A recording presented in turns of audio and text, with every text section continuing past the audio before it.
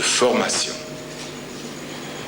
de recherche d'emplois adaptés aux besoins de la jeunesse, les questions liées aux loisirs et au sport recevront une attention toute particulière. Le moment venu, nous pourrons bien sûr donner des détails dans ce domaine. Le second segment de la population qui mérite une attention particulière, ce sont nos femmes. Et je ne résisterai pas au plaisir de citer le poète qui disait que la femme est l'avenir de l'homme. La femme malienne recevra une attention toute particulière pour alléger ses tâches ménagères qui sont très lourdes, pour lui permettre d'intégrer de façon efficace le processus de production, en lui permettant de s'équiper dans des conditions normales, d'accéder au crédit, d'avoir une émancipation compte tenu du fait que le cadre juridique actuel souvent bride ces initiatives.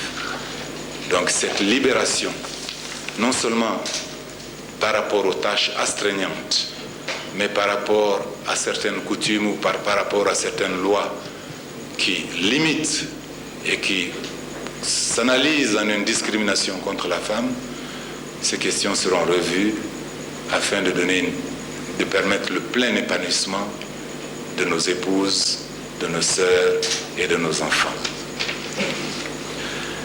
Le premier volet prioritaire dont je parlerai, et cela n'étonnera personne, c'est le volet chômage.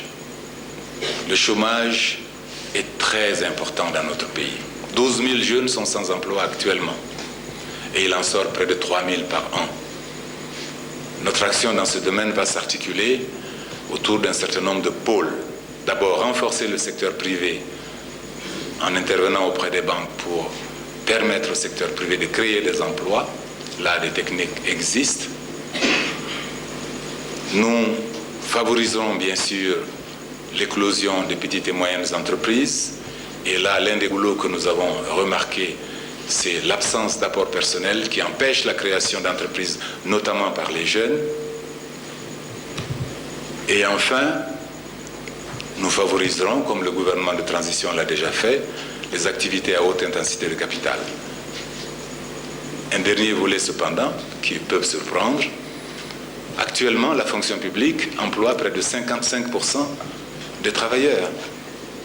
Donc, après étude, nous estimons que bien que la porte de la fonction publique soit fermée, nous pouvons l'entrouvrir et permettre de recruter davantage et de faire face aux besoins.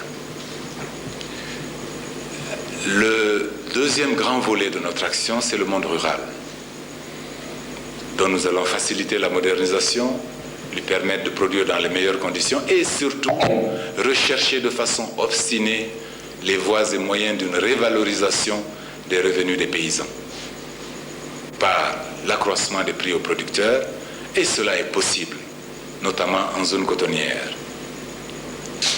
Nous allons permettre également au monde paysan de s'organiser pour se prendre effectivement en charge. Je donnerai ultérieurement des détails sur ce plan.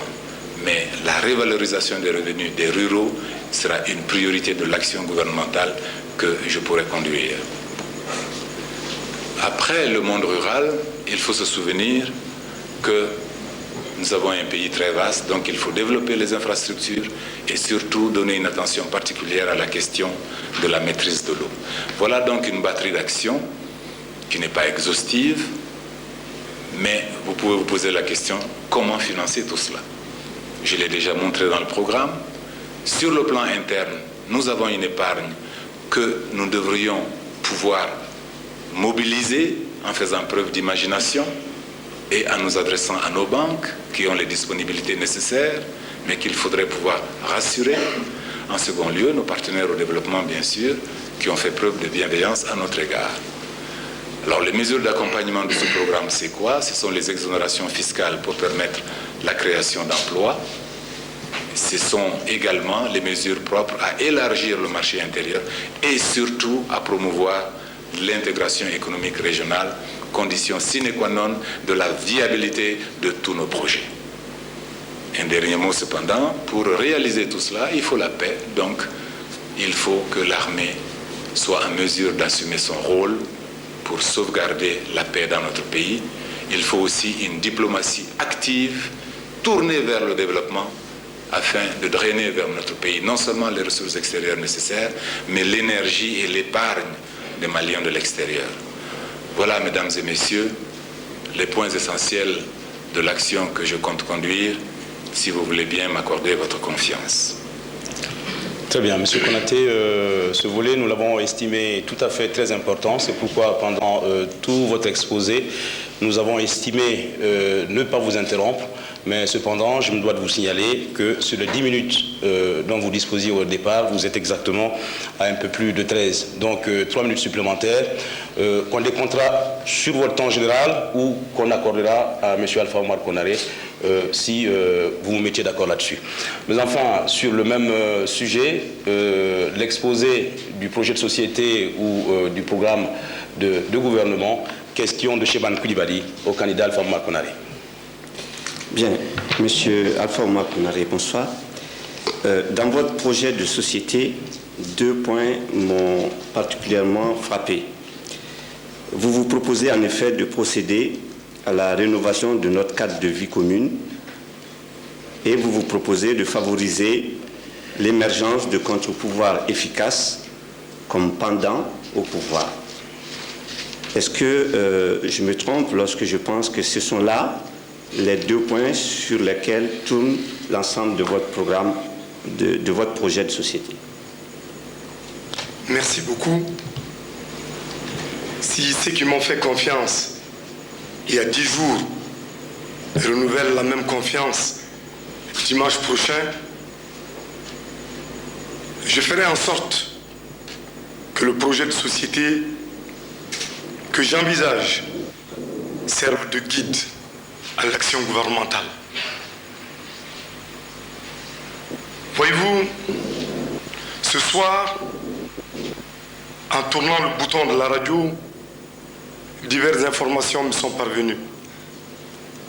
Le Tchad, l'Afrique du Sud, les Maliens expulsés des Zambies, un monde difficile, un monde plein d'angoisse, qui ne fait pas la part facile aux pays en développement et singulièrement à l'Afrique.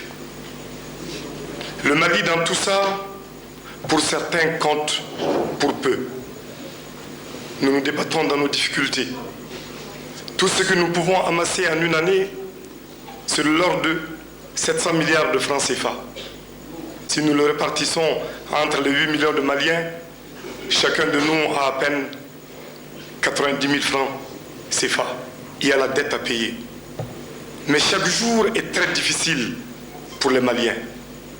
De très nombreux jeunes sont en chômage, avec des chefs de famille. La malnutrition qui règne, la paupérisation grandissante, les infrastructures éducatives et sanitaires qui sont en déconfiture et une grande impuissance devant l'administration. Il faut le dire, beaucoup de chefs de famille ont de la peine aujourd'hui à vivre, à nourrir leur famille dans la dignité. Tout cela, je l'ai vécu avec vous, à vos côtés. Je les comprends parfaitement. C'est contre tout cela que l'année dernière, nous nous sommes dressés pour le changement de régime. Après le changement de régime, il nous faut aujourd'hui opérer un vrai changement qui apporte des réponses concrètes à nos préoccupations. Pour opérer ce changement, je vous propose le choix d'une société de démocratie et de liberté, d'une société qui refuse l'exclusion, d'une société de développement. Premièrement, qu'est-ce que j'entends par une société de démocratie et de liberté? C'est une société où la loi sera élaborée par chacun à travers ses représentants à l'Assemblée nationale ou par consultation que j'entreprendrai au niveau des associations ou alors, comme la Constitution l'impose, par le Conseil économique et social, le Haut Conseil des collectivités. Cette loi doit être égale pour tous les Maliens. Et l'objectif de la loi devra être de préserver les droits et les libertés des individus. Nous ferons en sorte aussi que l'autre corollaire de la démocratie soit respecté, qu'il y ait la responsabilité des pouvoirs publics et des gouvernants, que tous puissent répondre de leurs actes et de leurs gestes. Ceci nous paraît important et les moyens existent. D'abord, l'Assemblée nationale. Ensuite, je veillerai que par les élections, les sanctions puissent tomber. Je veillerai aussi à une concertation régulière, un dialogue ininterrompu. Bien sûr, il sera indispensable d'aider à l'émergence de vrais contre-pouvoirs, une magistrature indépendante, une communication libre, une vie associative autonome. À côté de tout cela, la démocratie sera à faire par nous chaque jour. Les demandes sont pressantes, les moyens sont minimes. C'est pourquoi nous nous emploierons pour qu'à tout moment, l'état des lieux puisse être fait et que nous puissions être à l'écoute des populations. Il faut que les gens s'expriment. Il faut que les gens se rencontrent. Il faut que les gens s'associent. Il est aussi important qu'à partir de là, des moyens soient dégagés pour que l'alternance soit possible, que ceux qui échouent soient sanctionnés par les électeurs. Deuxième point maintenant, c'est une société qui refuse l'exclusion. Le Mali aujourd'hui est plein d'exclus, de tout genre, totalement ou partiellement, par le sous-emploi, parce qu'ils n'ont pas d'emploi. Je pense à tous ces élèves que je vois chaque matin au sortir des écoles.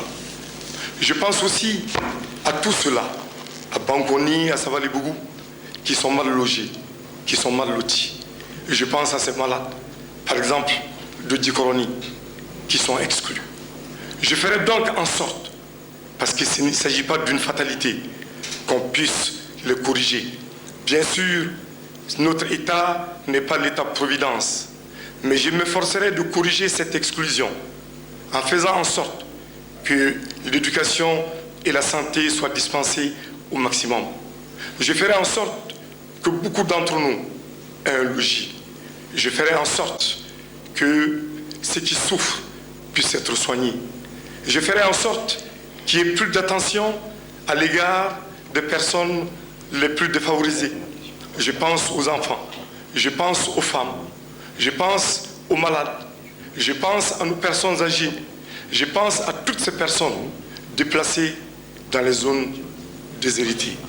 Je crois qu'il y a beaucoup de choses à faire pour eux parce que l'enjeu est énorme. Il s'agit de donner à chacun d'eux la possibilité de tirer parti de son environnement, de jouir de ses droits et de ses libertés pour pouvoir vivre correctement.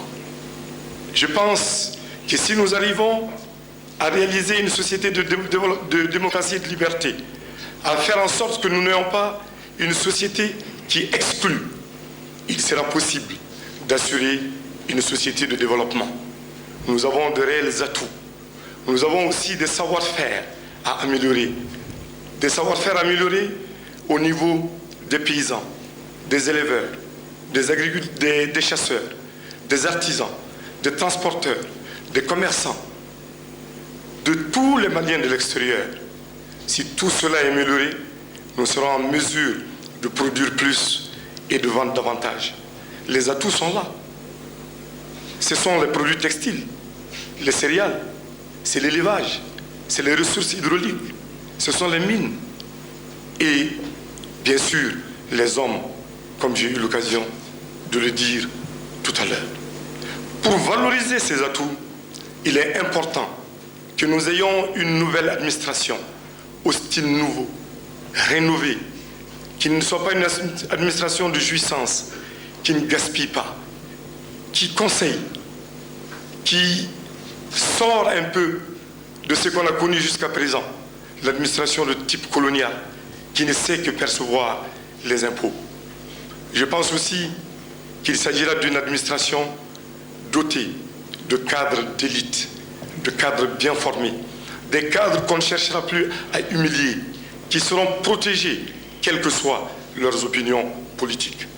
Bien sûr, pour mettre en valeur ces atouts, nous avons besoin d'un tissu de petites et moyennes entreprises et aussi de micro-entreprises qui vont produire des valeurs ajoutées et qui nous permettront aussi d'avoir des emplois. Il nous faudra aussi, pour mettre en valeur ces atouts, une diplomatie nouvelle, une diplomatie de développement. Cette diplomatie, ce sera autour d'un réseau consulaire qui s'occupera des Maliens, qui ne sera pas là simplement pour le protocole. De nouvelles ambassades pour prendre en compte les nouveaux pays, le sud-est asiatique et demain, certainement, l'Afrique du Sud. Bien sûr, nous irons aussi pour mettre en valeur ces atouts vers l'intégration sous-régionale et régionale, qui pourra apporter des réponses aux préoccupations économiques des Maliens, à leurs besoins en démocratie et en droit, à leurs besoins de promotion culturelle, à leurs problèmes d'éducation et de recherche, et même en matière de modernisation de l'administration. Bref, comme vous le constatez, notre projet de société vise à sécuriser les Maliens dans ce bas monde. La paix dans le Nord, qui va se gagner chaque jour. La sécurité alimentaire pour tous. La sécurité qu'on aura à travers l'éducation. La sécurité qu'on aura parce qu'on pourra jouir des institutions. La sécurité qu'on aura parce qu'il y aura l'initiative économique. J'insiste sur cela. Il faut que partout, l'initiative économique privée soit libérée. Elle soit libérée parce qu'elle sera demain le moteur de notre développement. Sans cette libre entreprise, il n'y a pas de relance économique possible. Et cette relance deviendra un fait dans le cadre de notre politique de décentralisation qui donnera plus de pouvoir aux collectivités, qui permettra de donner tout son sens à l'initiative privée. Je pense par exemple aux micro-entreprises que j'ai indiquées, aux mutuelles, aux coopératives, aux écoles privées, aux agences de promotion d'emploi ou de promotion immobilière. La sécurité partout, ce sera ce que nous souhaitons. La sécurité qu'offre la solidarité avant tout. Bien sûr, pour y parvenir, j'ai proposé à chaque Malien, à chaque Malienne, sans exclusive, un contrat fondé sur le travail, fondé sur la solidarité, fondé sur la justice, sur la fin du népotisme, sur la fin des détournements des deniers publics. Ce contrat, nous l'accomplirons ensemble, vous et moi, en faveur de tous les Maliens, comme je l'ai dit, sans exclusive, parce que le Mali ne pourra jamais être bâti si une partie des Maliens se trouvait exclue. Très bien, monsieur Alpha Mar Konaré, ça vous fait exactement 11 minutes et 30 secondes. Donc encore 1 minute et demie à 2 à récupérer sur monsieur Konaté. Mais enfin, nous vous l'avions dit, cette première partie est suivie immédiatement d'un débat contradictoire entre les deux candidats. Chacun pourra poser une question sur un aspect du programme de l'autre.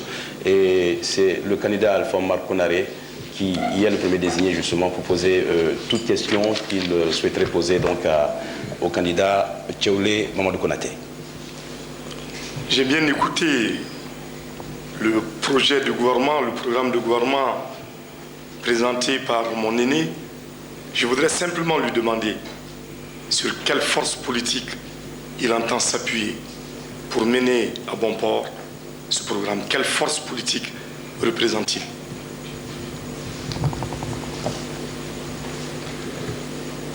Merci de me poser cette question. Je ne cacherai cependant pas ma surprise de me voir interpellé sur ce point. Si j'étais élu président de la République, je crois que les institutions de la République sont bien connues. Et si je veux bien m'en référer au discours consciensuel que tu as toujours tenu, à savoir le bras tendu à tous, je pense que même si l'état actuel du Parlement était maintenu, et je ne me permettrai pas de douter du patriotisme de nos amis de l'ADEMA, nous sommes tous maliens, tous dévoués à la cause publique, je ne vois pas a priori de raison qui empêcherait le chef de l'État, si c'était moi, de bénéficier de l'appui de tous ceux qui voudront bien, avec moi, agir dans l'intérêt du pays. Je ne pense pas que la conception saine de la démocratie pourrait consister à dire les forces politiques sont strictement alignées derrière leur leader et si on n'a pas le leadership, bien on ne dispose pas de la plus force. Donc ce n'est pas pour moi une préoccupation. Si j'étais élu, je gouvernerais avec tous, et y compris avec vous, si vous le voulez bien. Une précision simplement. Ma question visait aussi en partie à savoir exactement avec quelle force politique vous vous lancez en ce moment dans la bataille pour les présidentielles. Ça revient à la même chose. Eh bien, je suis très à l'aise pour répondre à cette seconde question, sans masquer toutefois un peu de surprise. Tous les gens, toutes les personnes bien informées savent que je suis le seul candidat légitime de l'Union soudanaise RDA. Les autres candidatures ou les personnes qui pourraient vous venir à l'esprit et qui semblent avoir votre préférence ne sont que des candidatures, ne représentent qu'une candidature de division et de diversion. Nos statuts sont très clairs. Donc l'Union soudanaise RDA est la force sur laquelle je m'appuie, plus toutes les bonnes volontés qui ne manquent pas dans ce pays et qui m'ont déjà manifesté leur confiance. Très bien. Monsieur Tchiboulin Konaté, le jeu de l'alternance veut et voudrait que ce soit votre tour de poser toutes les questions que vous avez envie de poser au candidat Alpha Oumar Konaré. Je vous rappelle cependant que vous êtes à 15 minutes 40 sur l'ensemble du débat et le candidat Alpha Oumar Konaré est à 12 minutes 42. Bien. La première question que j'aimerais poser, bien que Alpha n'ait pas été très précis dans la présentation de son programme, que j'ai beaucoup apprécié par ailleurs, j'aurais souhaité l'entendre donner quelques indications sur les voies et moyens de financement du programme extrêmement généreux, puisque nul n'est exclu dans cette panoplie, et qu'il a annoncé. La situation financière et budgétaire étant ce qu'elle est, je pense que tout le monde la connaît, comment compte-t-il financer son programme? Notamment le fait qu'il n'y ait plus d'exclus, que tout le monde trouve sa place. Je serais bien content d'avoir quelques indications sur le mode de financement du programme du candidat Alpha Oumar Konaré. Je vous remercie beaucoup. J'ai indiqué tout à l'heure qu'il ne me revenait pas en tant que candidat aux élections présidentielles de présenter un programme de gouvernement. Ce sera le fait du gouvernement si demain nous avions cette chance de choisir un Premier ministre. Je n'évacuerai pas votre question parce que j'aurai le souci auprès du gouvernement qui sera mis en place de veiller à ce qu'il n'y ait pas de promesses creuses, de promesses fallacieuses pour faire rêver les gens. J'aurai le souci de voir appliquer des points qui seront en concordance avec mon projet de société. Le financement, bien entendu, il ne sera pas la main tendue d'abord. Nous ferons appel, comme nous l'avons toujours dit, aux efforts des Maliens. D'abord, par une mobilisation de l'épargne intérieure. Au niveau du pays, savez-vous que dans une ville comme Bamako, il y a 5 000 à 10 000 tontines qui chaque jour brassent des millions, sinon des milliards. Il y a aussi l'épargne des Maliens de l'extérieur qui peut être mobilisée. Nous savons par exemple qu'une banque comme la BAO doit en grande partie, au moins la moitié de ses ressources, au fonds ramassés auprès de nos compatriotes en France, au Gabon et au Congo. Donc, il y a d'abord l'épargne intérieure qui me paraît importante. Il y a aussi les lignes de crédit que nous allons négocier avec nos divers partenaires. Ces lignes de crédit seront utilisées cette fois-ci à bon escient en faveur des projets utiles qui empêcheront l'exclusion, qui permettront le développement de l'agriculture par exemple, de l'élevage, de la pêche, de l'artisanat. Il y a aussi les banques que nous aiderons beaucoup en les sécurisant pour qu'elles puissent mettre à la disposition des populations de ceux qui le veulent des moyens d'épargne. Bien entendu, il y a les subventions extérieures qui ne nous feront pas défaut. Nous avons aussi conscience que dans la mise en œuvre de la politique de décentralisation, les populations s'engageront davantage sous diverses formes. Il n'est pas exclu que sous un angle strictement d'apport de fonds, ceci puisse se faire. Si vous voulez, voilà un certain nombre d'idées que nous mettrons à la disposition du gouvernement qui sera mis en place pour mettre en application son programme. Alors, si vous le permettez, si je suis encore dans la limite de temps, je voulais simplement faire remarquer à M. Konaté par rapport à la question que j'ai posée, il n'y avait aucun parti pris de ma part. Je voulais simplement souligner qu'il y avait un candidat officiel de l'Union soudanaise qui n'était pas vous. Je me rappelle que votre démarche de départ n'était pas d'aller vers l'Union soudanaise. Quand vous êtes arrivé, vous avez tenu à créer un parti, l'URMA. Et je me souviens des conditions dans lesquelles, après, vous avez rejoint l'Union soudanaise. Je n'entrerai pas dans ce détail, mais je pense que ceci explique pour beaucoup les divers problèmes qui existent à ce niveau. Je tenais simplement à faire cette petite remarque de départ. Monsieur Konaté, c'est une question qui vous est directement posée, mais le candidat Alpha Omar Konaré a eu droit à 2 questions. Vous n'avez posé qu'une seule question. Alors, à votre choix, ou vous posez la deuxième question, ou vous commencez par répondre à cette question qui vient de vous être posée. Bien, je suis en mesure de me fonder, parce que nous sommes ici en train de parler de l'Union soudanaise RDA, ce qui est quelque peu surprenant. Quand je dis que je suis le candidat légitime de l'Union soudanaise RDA, je me fonde notamment sur les dispositions de l'article 11 de nos statuts. Vous, Alpha Omar Konaré, sur quelle disposition de nos statuts pouvez-vous justifier la candidature de M. Baba Aïdara? La décision du comité directeur régulièrement élu par votre congrès. Cela veut dire que vous ne connaissez pas nos textes, parce que si vous connaissiez nos textes, vous saurez que le comité directeur n'a aucune autorité pour désigner le candidat, qui ne peut l'être que par un congrès. Article 11 de nos statuts. Monsieur Konaté, s'il vous plaît, pas de réaction dans la salle, s'il vous plaît, jusqu'à la fin de cette émission.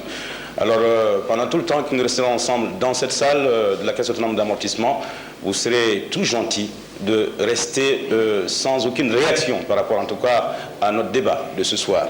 Monsieur Konaté, pour votre deuxième question.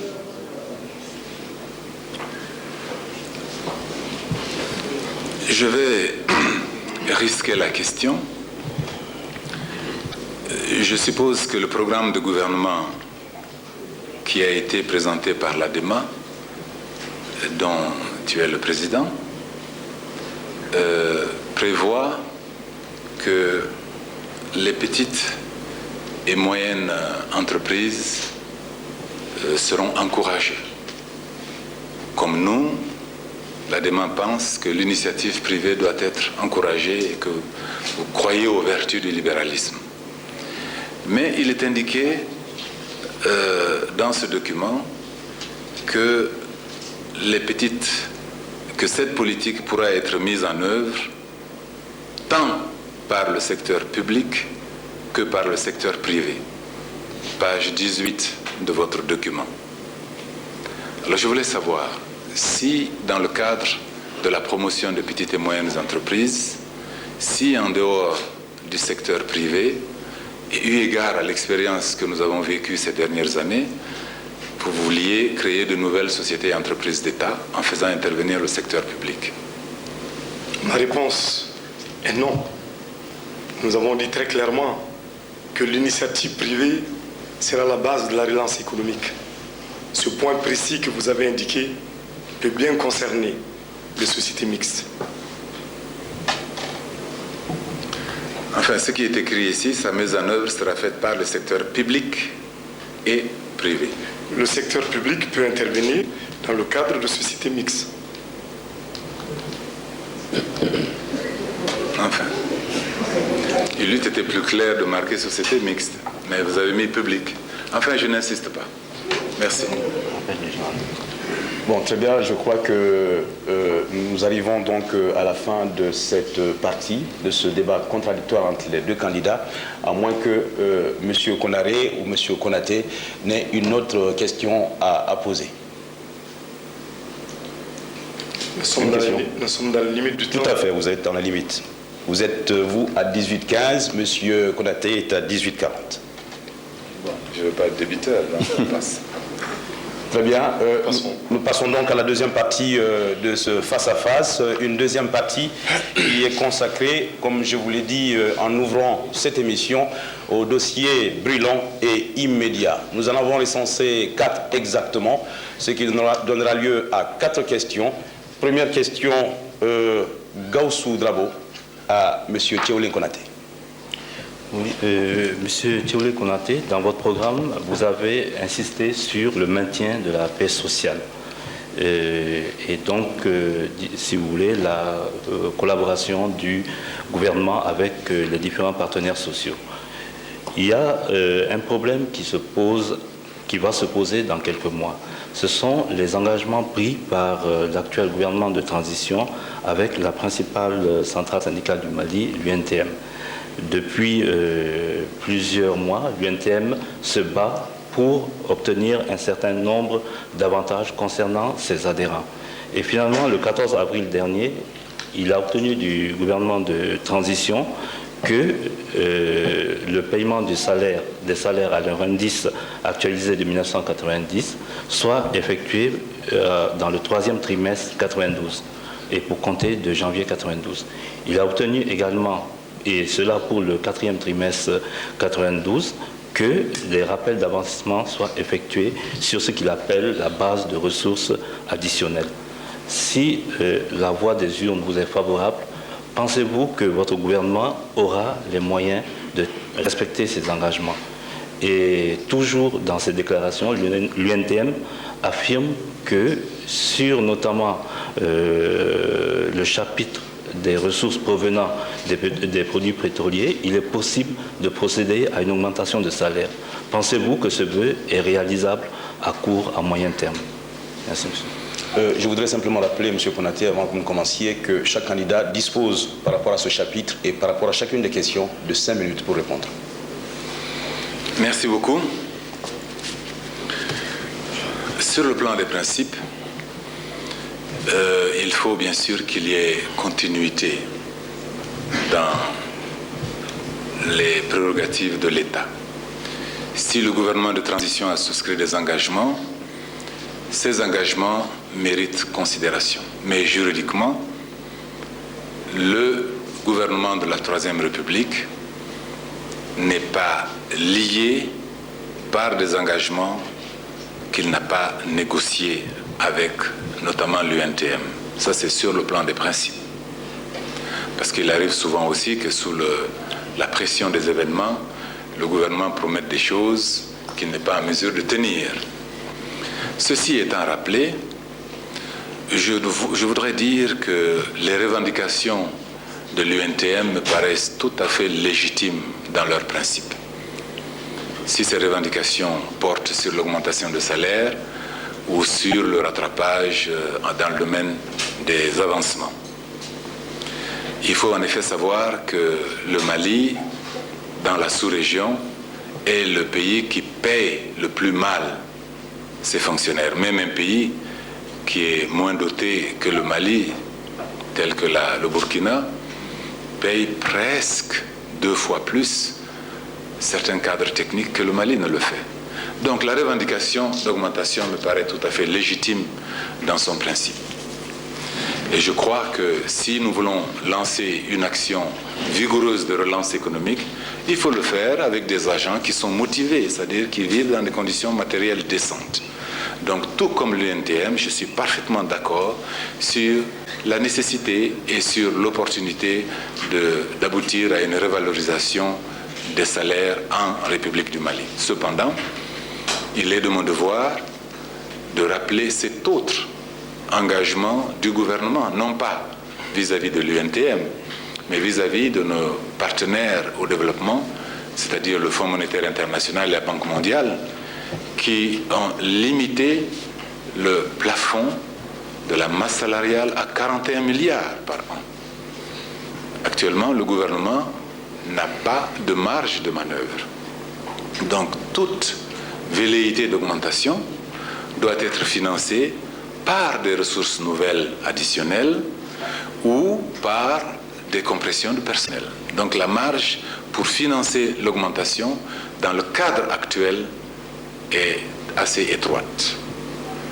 En ce qui me concerne, si je venais aux affaires, je tâcherais de changer de perspective, de mettre en œuvre une formule qui permettrait, tout en respectant l'esprit des engagements souscrits vis-à-vis des institutions de Bretton Woods, à savoir la diminution progressive de la part des salaires dans le budget global, et même d'arriver à une certaine réduction des effectifs, mais en adoptant une formule qui n'est pas celle qui est adoptée actuellement et qui consiste à mettre des compressés sur le marché dans des conditions sociales extrêmement douloureuses et dans une très grande inefficacité.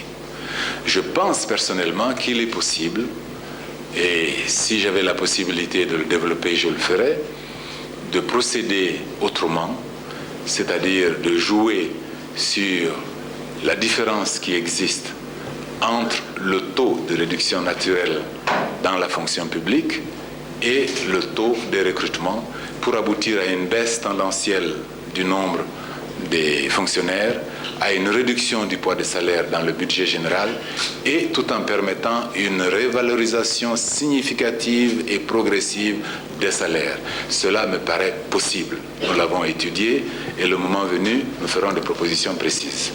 Deuxièmement, quand on étudie la structure des produits pétroliers, il apparaît en effet que certains abus existent dans ce domaine et qu'il existe une marge que l'on pourrait effectivement prélever pour renforcer davantage les moyens de l'État. Je ne dis pas qu'il faille l'affecter exclusivement à l'augmentation des salaires, mais cela fait partie des poches de recettes que je me propose avec mon gouvernement d'exploiter afin d'augmenter les recettes. Donc pour me résumer, je crois que la revendication est légitime, mais qu'il faut étudier la question dans un cadre technique approprié pour déterminer la mesure dans laquelle l'augmentation se fera. Je ne parle pas de 50% ou de 25%, je dis qu'une augmentation doit être consentie, qu'elle est justifiée et qu'elle est opportune. Voilà la réponse que je voudrais faire à votre question. La même question vous est posée, M. Alpha Makonari. Je voudrais indiquer que, pour moi, les décisions prises par le gouvernement de la transition seront tenues plus sous un angle moral que juridique si jamais il devait y avoir une contradiction. Ce sera la même position que nous adapterons par rapport aux engagements internationaux. Les accords signés par le gouvernement de la transition avec le Fonds monétaire et la Banque mondiale nous engagent pleinement. Nous verrons à ce qu'en aucun moment il n'y ait une rupture. Nous savons d'ailleurs que certaines de nos préoccupations concernant ces programmes, qui en fait sont des programmes de redressement économique et financier, sont déjà prises en compte. La prise en compte de la dimension sociale des programmes d'ajustement structurel se fera davantage quand nous interviendrons sur la scène. Nous pensons que cela s'exercera dans la mesure où les cadres nationaux que nous sommes et qui seront autour de nous veilleront à s'approprier pleinement ces divers programmes. Bien entendu, les récents accords ont fixé la masse salariale à 41 milliards. Cela ne signifie pas que toute augmentation est exclue. C'est simplement pour indiquer que dans l'intérieur du budget, il sera nécessaire d'opérer un certain nombre de sommes, de salaires, pour les réinvestir dans des domaines aussi importants que l'éducation, que la santé ou les infrastructures. Je voudrais, pour être précis, indiquer que nous estimons les revendications des travailleurs légitimes. Que disent les accords signés avec le Fonds monétaire et la banque? Si vous le permettez, pour être fidèle au texte, je vais vous le lire rapidement. C'est en date du 27 mars 1992. Une prime non renouvelable ne dépassera pas 1 milliard de francs CFA pour compenser partiellement les avancements antérieurs gelés depuis 1986. La limitation à un maximum de 42 milliards de la somme de cette prime et de la masse salariale normale. Le plafonnement de la masse salariale à 41 milliards CFA en 1992, 93 et 94. Le remplacement avant fin 92 du système des avancements automatiques par un système d'avancement sélectif basé sur le mérite. La réduction dans le cadre du programme de départ volontaire à la retraite de 2700 agents en 1992, en plus de 850 départs normaux et de 3500 départs en 1991, soit 7050 agents en 2 ans. Voilà les termes de l'engagement qui a été souscrit. Maintenant, nous avons une déclaration de l'Union nationale des travailleurs du Mali concernant ces négociations avec le gouvernement. Je vais simplement vous dire 2 points. À l'issue de ces négociations, le bureau exécutif de l'UNTM porte à la connaissance des militants les points d'accord suivants. Premièrement, paiement des salaires à leur indice actualisé de 1990, courant 3e trimestre 1992 pour compter de janvier 92. Deuxièmement, apurement des rappels d'avancement au terme du 4e trimestre 1992 sur la base des ressources additionnelles, soit 8 milliards. Voilà ce que la suite des négociations avec le gouvernement. Notre position est claire. Il ne s'agit pas ici simplement d'une augmentation de salaire. Nous pensons que l'engagement pris par le gouvernement en place de payer l'ensemble des arriérés depuis 1986 nous engage. On parle ici de ressources additionnelles. Je suppose qu'il s'agit d'économies budgétaires. Dans tous les cas de figure, l'accord avec le Fonds monétaire et la banque prévoit 1 milliard qui seront très rapidement distribués pour payer les rappels de 1990. Pour ce qui concerne le principe de l'augmentation du salaire de 50%, nous pensons qu'il s'agit d'un principe juste. D'abord, je rappelle que dans le premier cas, il est absolument hors de question que l'État de droit ne paye pas les arriérés. Concernant le problème des salaires, nous disons que c'est un